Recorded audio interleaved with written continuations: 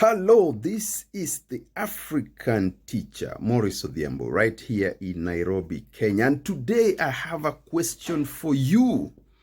Is Kenya preparing Africa for recolonization? Why would an African country sign a fresh security pact with a European nation, an imperialist power, more than 60 years after independence? Doesn't this go against the African mantra of African solutions to African problems? Does it not go against the need for African states to build their own agency in collective security? Scholars are asking this question after the docking of 3 military ships from France carrying around 800 French forces. It is also part of a build-up, it seems, towards an Africa-French summit, which most likely will happen within this year, 2026.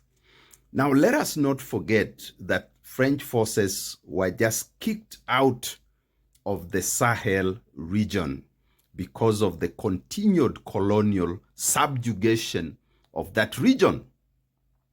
The French are some of the most brutal neo-colonial powers to hold influence in Africa.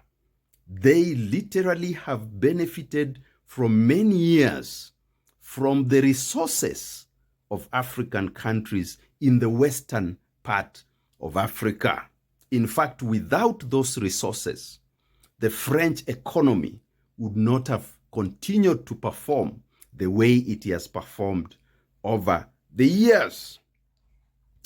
Now, this really suggests that France is shopping for an alternative neo-colonial setting for its forces.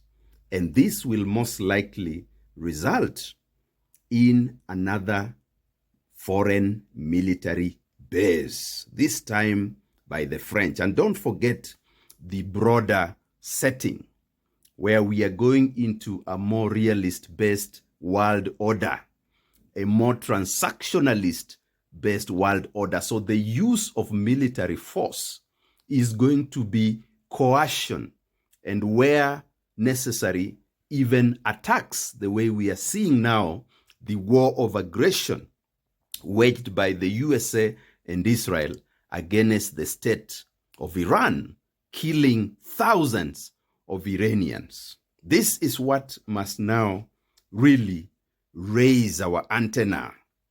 From the Iranian war of aggression, we have learned 2 critical lessons. One, that foreign military bases are never there to protect the host country. Rather, they are there to achieve the geostrategic interests of the country that is maintaining those bases. Number 2, foreign military bases are in fact a security threat to the host country. Those are the 2 most important lessons that we have now learned from the imperialist war of aggression against the people and the civilization of Iran. And this is why we as Africans across the African continent, and in particular Kenyans, we must ask ourselves, why is our government doing this? Are we being sold to neo-colonial forces once again? Why is Kenya not taking part in building the infrastructure for collective security in Africa? Why did Kenya run away from the Democratic Republic of the Congo war theater when its diplomacy was needed the most? Why did African states let the DRC peace process be handled by the USA and other countries like Qatar when they were supposed to demonstrate urgency? Why are African countries continuing with this neo-colonial mentality that their security can only be guaranteed if they have foreign military bases in their midst. Why do we continue to have those foreign military bases in Djibouti? These are critical questions that Africans have to ask themselves at this point in time. The attack on Iran has recreated the global power structure in very interesting ways, and the American empire is fighting for its survival.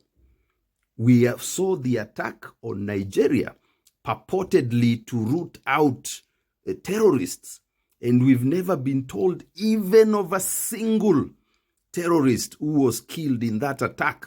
That was part of the process of rebuilding the infrastructure, rebuilding the infrastructure of imperialism in Africa. So instead of Africa going forward towards collective security, Africa is going backwards towards imperialism.